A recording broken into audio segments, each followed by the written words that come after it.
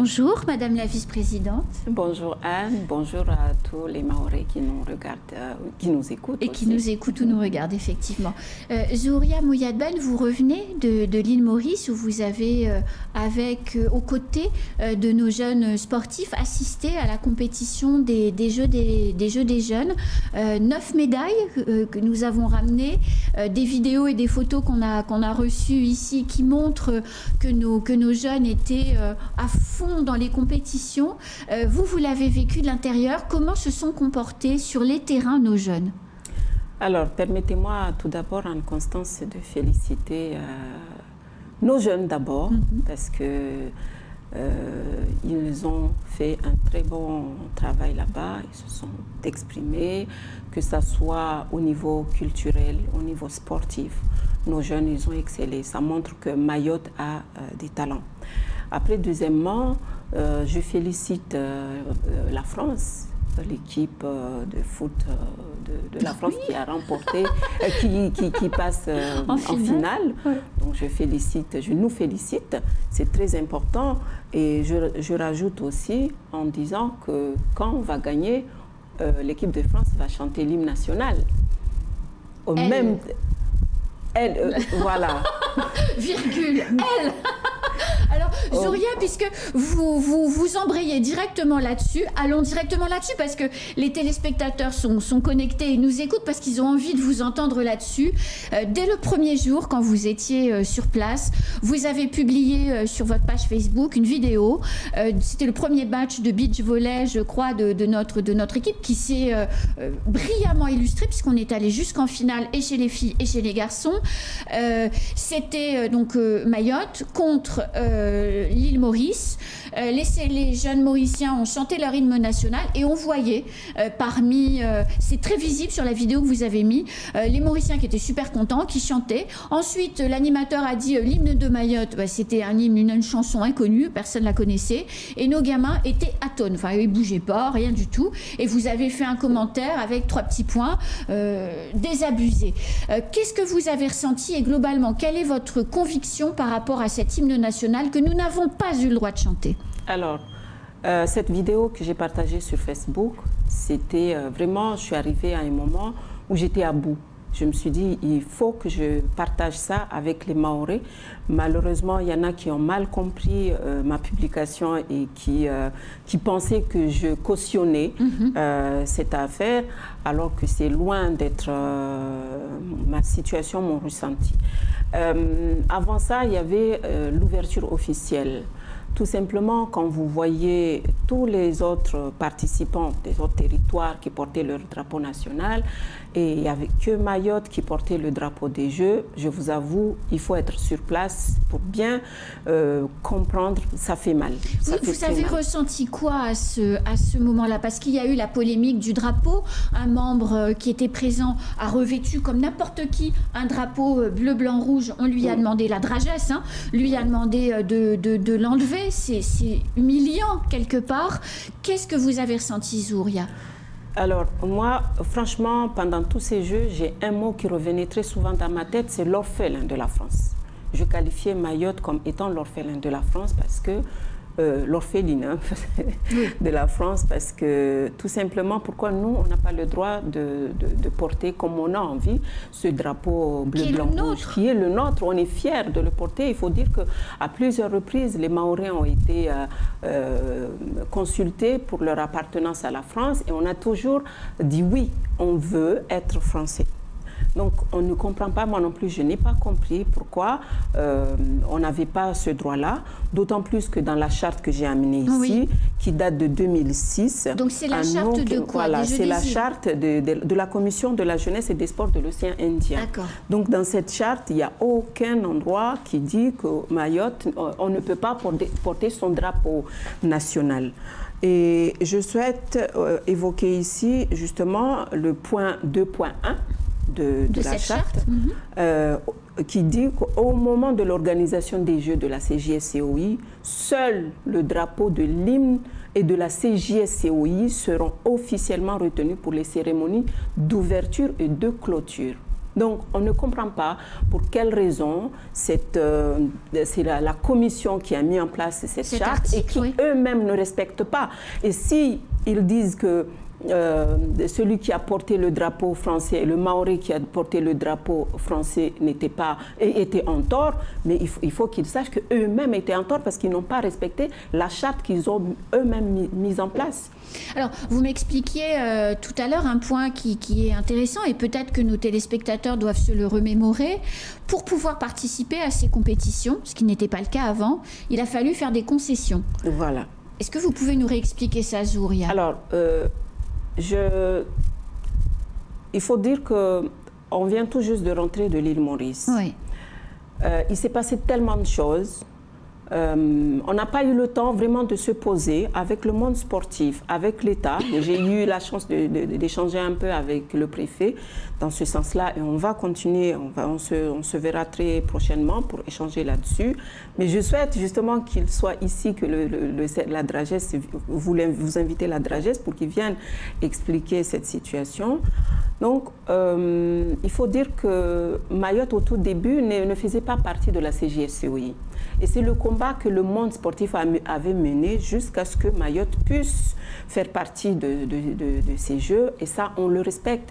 Je respecte le travail qui est fait, raison pour laquelle je n'ai pas vraiment réagi sous la colère, sous la tension. J'ai souhaité revenir pour que nous puissions entamer des démarches, prendre une décision commune pour qu'on soit unis pour une décision pour les prochains Jeux. Alors, si je comprends bien, pour pouvoir participer, il a fallu accepter de ne pas porter le drapeau et de ne pas chanter la Marseillaise. Oui. Mais maintenant, peut-être on entre dans une autre ère. Ça, c'est un autre combat qu'il faut qu'on fasse ensemble pour que Mayotte puisse porter le drapeau et l'hymne national. Mais moi, personnellement, pour qu'il n'y ait pas, parce que c'est une affaire diplomatique dedans qu'on ne maîtrise pas forcément, parce que c'est l'État qui doit s'en occuper.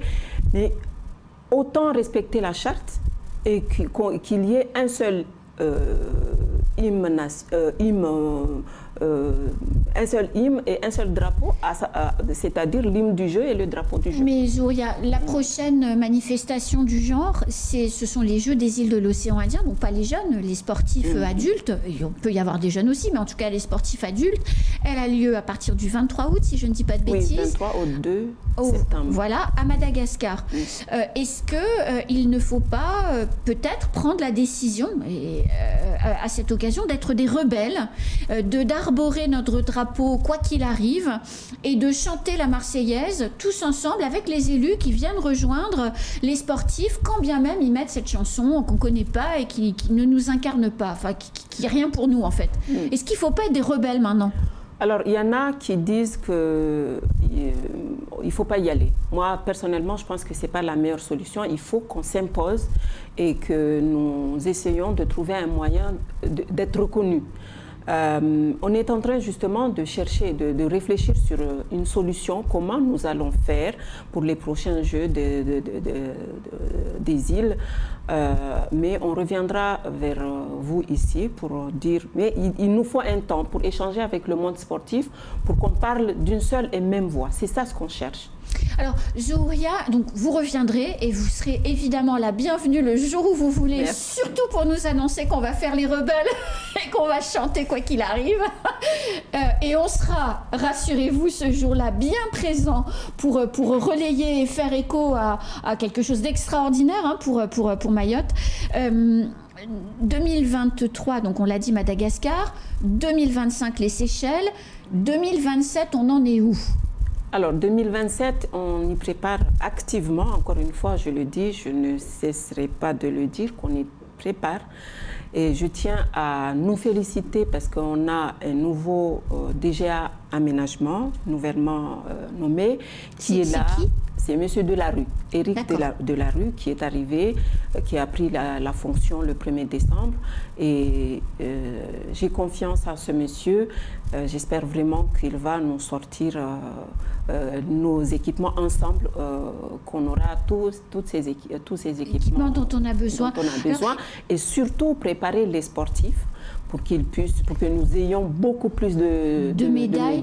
Alors, justement, alors, finissons, on va revenir sur les médailles après, puisque effectivement, on n'en a eu que 9, mais il y a une vraie explication à ça.